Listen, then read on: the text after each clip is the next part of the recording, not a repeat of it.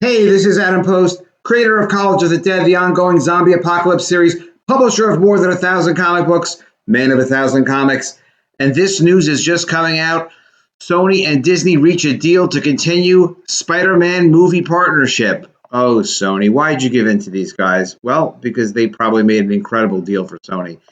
Here's the key points. As part of the arrangement, Spider-Man will also appear in future Marvel Studios films, according to the press release. Probably trying to make Captain Marvel look good. We will see. I am thrilled, quote, I am thrilled that Spidey's journey will continue in the MCU. And I and all of us at Marvel Studios are very excited that we get to keep working on it, said Feige in the statement. The terms of the deal are still unknown. Disney has reportedly proposed a 50-50 co-financing deal in August, meaning each company would split up half the production costs and then half the profits. Sony reportedly refused to do that, and let's hope they retain control of Spider-Man. Oh, my God. Sony and Walt Disney announced Friday that Marvel Studios, Friday's today, led by President Kevin Feige, will produce the third film in Spider-Man Homecoming series. Okay. Yes, the film will star Tom Holland and is scheduled for release July 16th, 2021. As part of the arrangement, Spider-Man will also appear in future Marvel Studios films, according to the press release. As we see, he is thrilled about that. Spider-Man is a powerful icon and hero whose story crosses all ages and audiences around the globe. He also happens to be the only hero with the superpower to cross cinematic universes. Well said.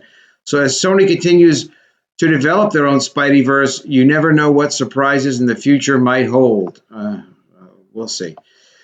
The update comes a month after Deadline first reported that Disney and Sony Pictures decided to split in August. The two companies were not able to reach an agreement that would have given new terms to a co-financing stake between the two studios. Yet Disney was really trying to control everything and get ridiculous with splitting profits that Sony had no reason to want to do. Due to this agreement, Spider-Man was no longer part of the Marvel Cinematic Universe, which quickly caused a frenzy among devoted fans on social media, and there was also accusations of Marvel pushing out bots with the same comments, trying to create negativity and force Sony into an unreasonable arrangement, which Sony refused to do because they're pretty smart and pretty tough. Good for them, Sony. With a superhero as important as Spider-Man, it seemed out of character for Feige and Disney to bow out of the deal with Sony. Much of the plot of Spider-Man Far From Home revolved around Peter Parker dealing with the death of his mentor, Tony Stark, a.k.a. Iron Man, and figuring out what kind of hero he was going to be. His growth as a character was set up for future films in the franchise. Maybe they thought by leading the story that way that they'd be able to trick Sony into letting them have control of Spider-Man back. Not going to happen, guys. Sony's too sharp. Feige has had an incredible run of his hits at the head of Marvel. He has, including 4 of the top 10 movies in the U.S. and globally of all time. Not to mention Avengers Endgame is currently the highest-grossing movie of all time. Good for you, Feige. Since releasing its first Disney-produced Marvel movie in 2012, the company has earned more than $18.2 billion at the global box office. I've seen it reported as high as $23 billion. I don't know what number that includes. Well, that's news. We will see more on this in coming days. There will be other videos that I will make.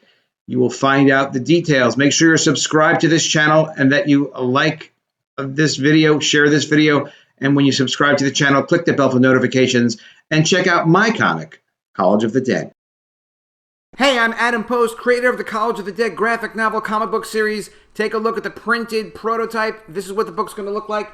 And we've got the 100-page ashcan book of College of the Dead. This shows how we made the book. It's got all the script and layouts. It's really, really educational, and it's really great behind-the-scenes stuff. And we have the art book, which is an 8.5 by 8.5 black and white book. It's all the art without any lettering. A really terrific book, too. The way you can get College of the Dead is to go to collegeofthedead.com. It'll bring you right to the Indiegogo page where you can buy the book. You can check it out. You can see the first 12 pages of sequential art. I think you're going to love the story. I know you're going to like the comic. You will love it. collegeofthedead.com